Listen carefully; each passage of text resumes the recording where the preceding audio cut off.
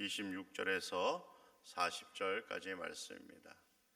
사도행전 8장 26절에서 40절까지의 말씀 한 절 한 절 교독하도록 하시겠습니다. 제가 먼저 봉독하도록 하겠습니다. 주의 사자가 빌립에게 말하여 이르되 일어나서 남쪽으로 향하여 예루살렘에서 가사로 내려가는 길까지 가라 하니 그 길은 광야라.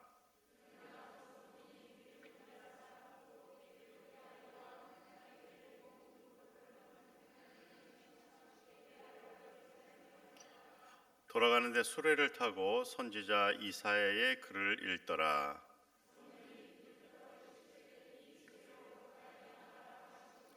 빌립이 달려가서 선지자 이사야의 글 읽는 것을 듣고 말하되 읽는 것을 깨닫느냐?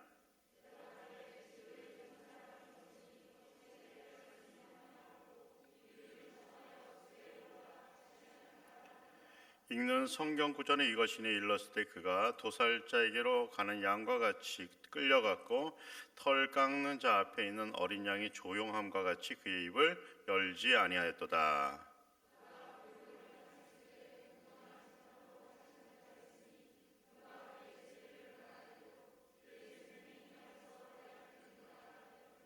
그 내시가 빌립에게 말하되 청컨대 내가 묻노니 선지자가 이 말한 것이 누구를 가리킴이냐? 자기를 가리킴이냐?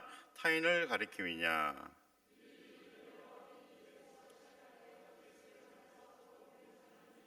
길 가다가 물 있는 곳에 이르러 그 내시가 말하되 보라 물이 있으니 내가 세례를 받음에 무슨 거리낌이 있느냐?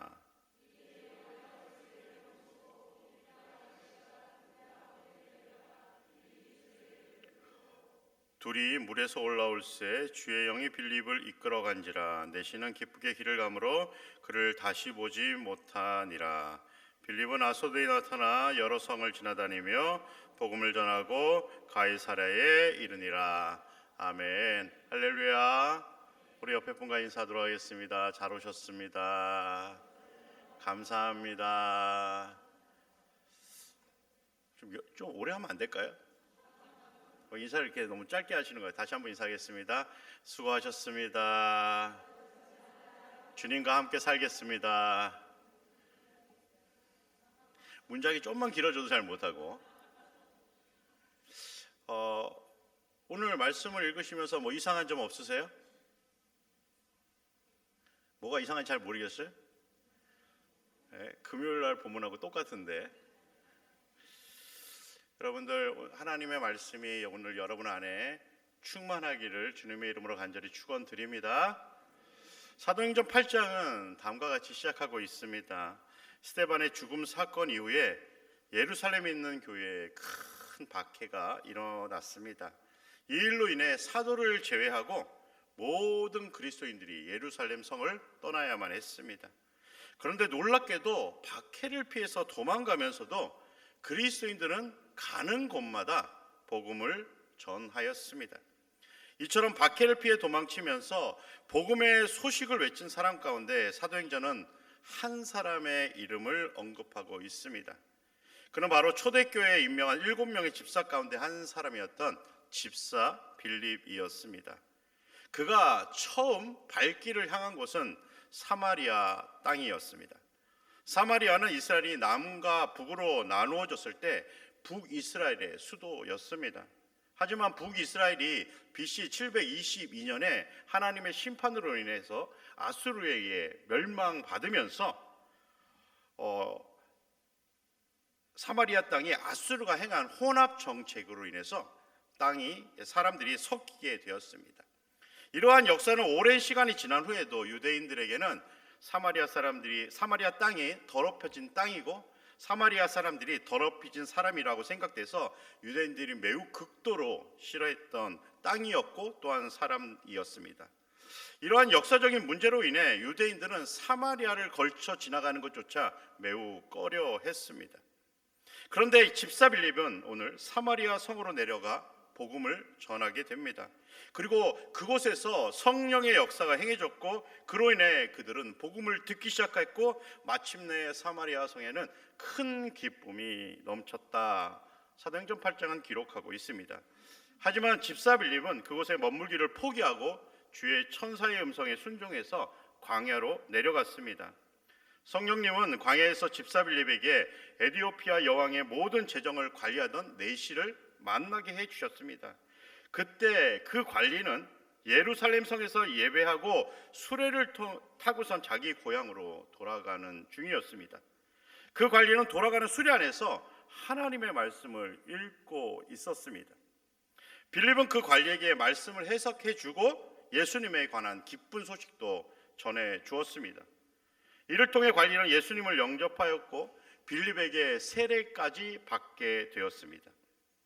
이후 빌립은 주의 영에 이끌려 아소도에 나타났고 이후 계속해서 복음을 전하면서 마침내 가이사랴에 이르게 되었다고 알려주면서 사도행전 8장은 마치고 있습니다. 오늘 이 시간 이 말씀을 통해 제가 한 가지 질문을 여러분에게 드리고 싶습니다. 하나님이 사용하는 사람은 도대체 어떤 사람일까요? 우리 옆에 분에게 한번 이야기해 보겠습니다. 하나님은 도대체 어떤 사람을 사용하실까요? 문장이 길어지면 하나님이 사용하시는 사람은 도대체 어떤 사람일까요? 박사 학위를 받았다고 하나님이 사용하실까요? 많은 물질을 소유하였다고 하나님이 사용하실까요? 심지어 높은 명예와 권력을 지녔다고 하나님은 그를 사용하실까요? 우리가 너무나도 잘 알고 있는 모세라는 인물이 있죠. 모세는 아기 시절에 이집트의 왕가에서 성장합니다. 역사에 의하면 그의 뛰어난 지혜와 능력이 이집트 왕가를 압박할 정도였다 이야기하곤 합니다. 그런데 하나님께서는 모세를 왕가의 사람일 때 사용하지 않으셨다는 사실입니다.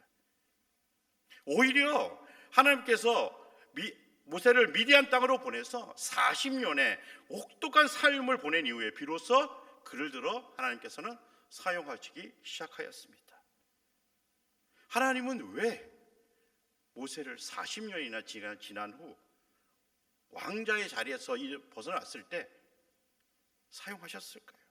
그 이유는 하나님은 겉모습이 아닌 사람의 마음의 중심을 보시기 때문입니다.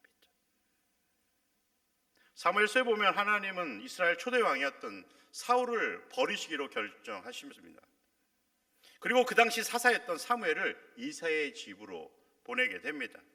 사무엘이 이새의 집에 도착해서 첫째 아들 엘리압을 보자마자 와 감탄하였습니다. 그때 하나님이 사무엘에게 이와 같이 말씀하십니다. 여호와께서 사무엘에게 이르시되 그의 용모와 키를 보지 말라. 내가 이미 그를 버렸노라. 내가 보는 것은 사람과 같지 아니하니 사람은 외모를 보거니와 나 여호와는 중심을 보느니라. 아멘. 하나님과 사람의 보는 시선이 너무나도 다르다는 사실입니다. 사람은 대부분 외적인 부분에 집중해서 바라보지만 하나님은 항상 내면을 바라보고 계시다는 사실을 우리에게 사무엘서를 통해서 다시 한번 깨닫게 해 주신다는 사실입니다. 이를 통해 하나님께서 사용하시는 사람은 그 사람의 마음에 무엇이 있는가를 보신다는 사실입니다. 다시 말씀드려서 하나님을 온전히 경외하는 마음이 그 사람에게 있는지 하나님께서 확인하시고 그 사람을 들어 하나님께서 사용하신다는 사실이죠. 오늘 말씀에 등장하는 두 사람, 빌립 집사와 에디오피아 여왕의 모든 재정을 관리하던 내시에게는 한 가지 공통점이 있었습니다. 그것은 그들이 하나님을 경외하는 마음을 품었다는 사실입니다. 무엇을 품었다고요? 주어가 빠졌죠?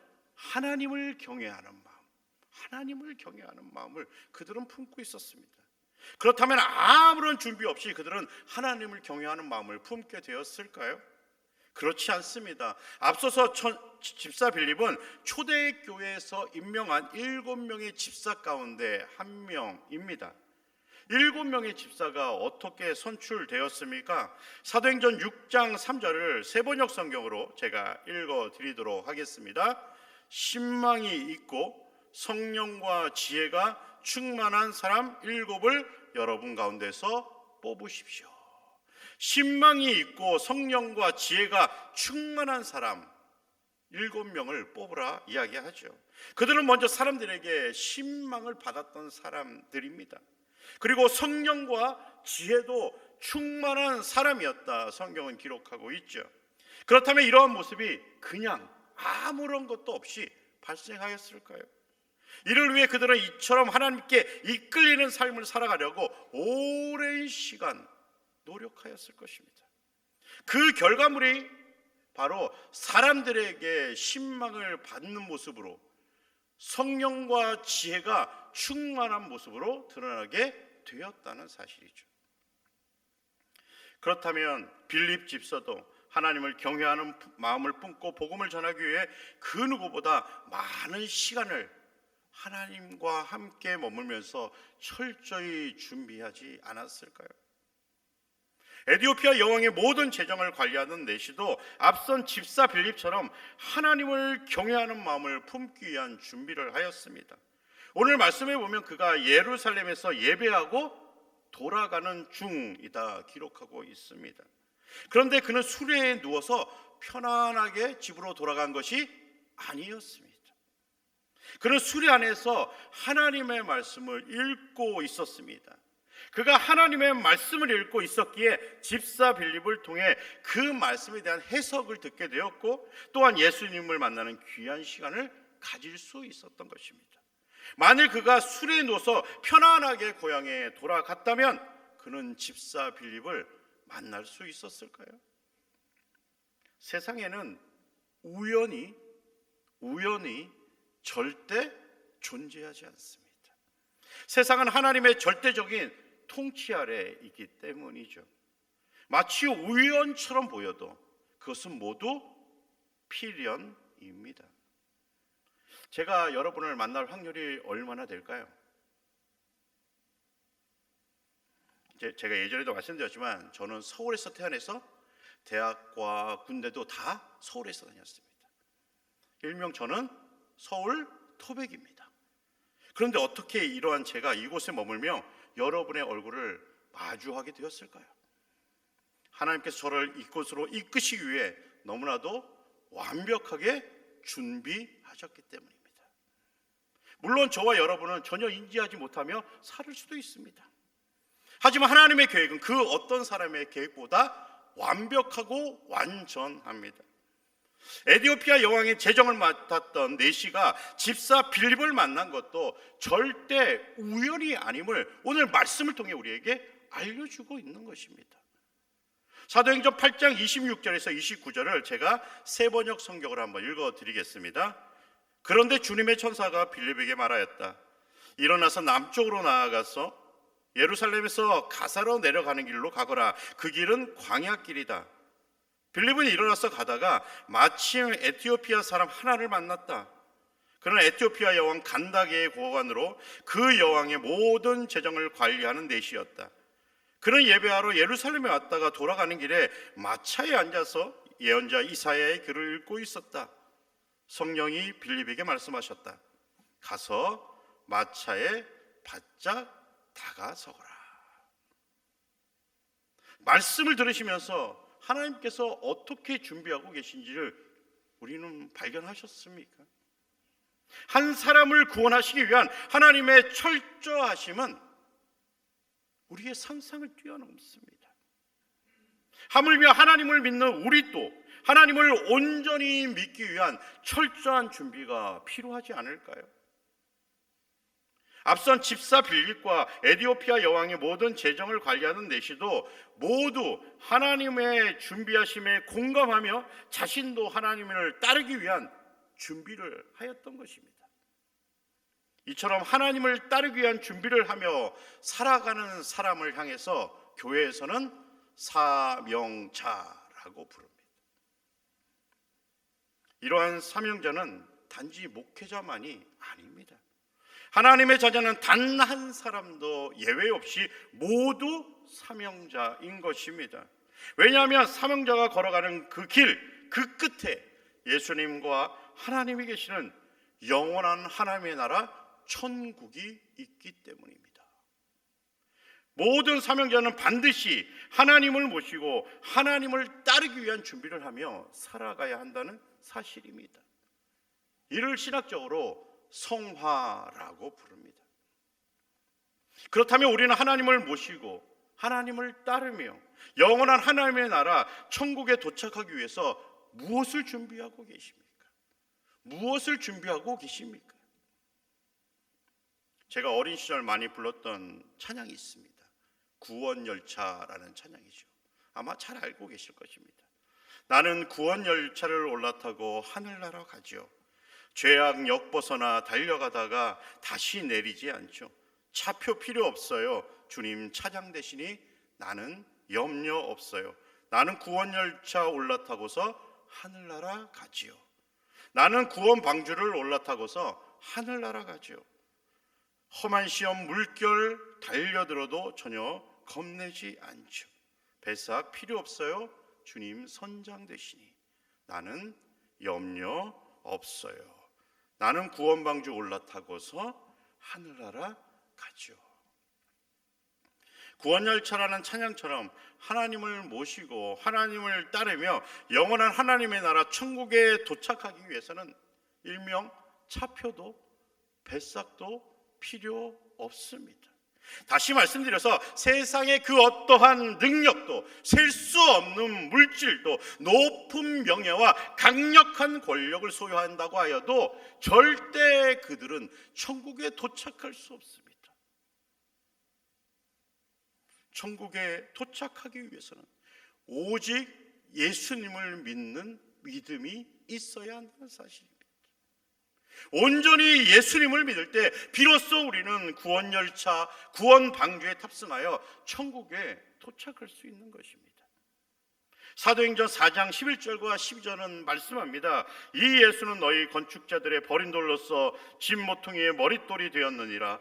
다른 이로서는 구원을 받을 수 없나니 천하 사람 중에 구원을 받을 만한 다른 이름을 우리에게 주신 일이 없습니다. 하나님의 나라를 들어가기 위해서는 그 어떤 것도 필요 없습니다. 오직 예수님을 믿는 강력한 믿음만 필요합니다. 그러므로 우리는 이 믿음을 소유하기 위해 우리의 마음에 있는 더럽고 추한 것을 쏟아내고 우리의 마음의 중심에 예수님을 온전히 모시며 살아가야 하는 것입니다. 온전히 예수님을 모시기 위해 우리는 끊임없이 준비하며 살아가야 하는 것입니다. 이를 위해 매일 하나님의 말씀을 묵상하고 기도하고 찬양하는 것입니다. 그래서 교회에서는 무엇보다 모든 예배에 참여하라고 권유합니다. 그리고 함께 기도하는 시간, 그리고 시간을 내어 기도하라고 요청합니다. 또한 하나님께 우리의 신앙을 고백하고 하나님을 묵상하며 찬양하라고 부탁드립니다. 하지만 이러한 모습이 우리의 삶에 마치 습관처럼 익숙해지지 않습니다. 오히려 세상의 귀를 기울이고 세상의 마음을 빼앗기며 살아갈 때가 적지 않다는 사실이죠. 이 시간 이 자리에 계신 분은 이 한 가지를 반드시 기억해야 합니다. 우리의 인생의 종착지이며 또한 출발지는 절대 이 땅이 아닌 하나님의 나라라는 사실입니다. 우리가 이 땅에서 아무리 오랜 시간 머문다고 하여도 영원히 머물 시간에 비하면 너무나도 짧은 시간입니다. 우리는 끝도 없는 영원한 시간 어디에 머물기를 원하며 살아가고 있습니까? 만일 그것이 영원한 하나님의 나라라면 우리는 우리의 마음에 무엇을 준비하며 살아가고 있는 것입니까? 한옥 목사님은 순간을 위해 평생을 준비하라 이야기하였습니다. 우리는 영원한 나라, 하나님의 나라 천국에 들어가기 위한 그 순간을 위해 평생 우리의 마음의 중심에 예수님을 모시며 살아가는 준비를 멈추지 말아야 하는 것입니다. 우리에게 주어진 그 시간에 하나님의 말씀을 깊이 묵상하고 하나님의 말씀을 붙잡고 하나님께 기도하면서 우리의 입술로 기도한 내용이 우리의 삶이 되기를 소망하며 찬양하며 살아가야 하는 것입니다.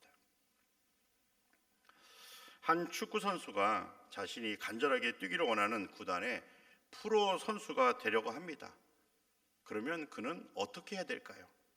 하고 싶은 거 다 하고, 먹고 싶은 거 다 먹고, 놀고 싶은 거 다 놀고, 만나고 싶은 사람 다 만나고, 이 일이 가능할까요?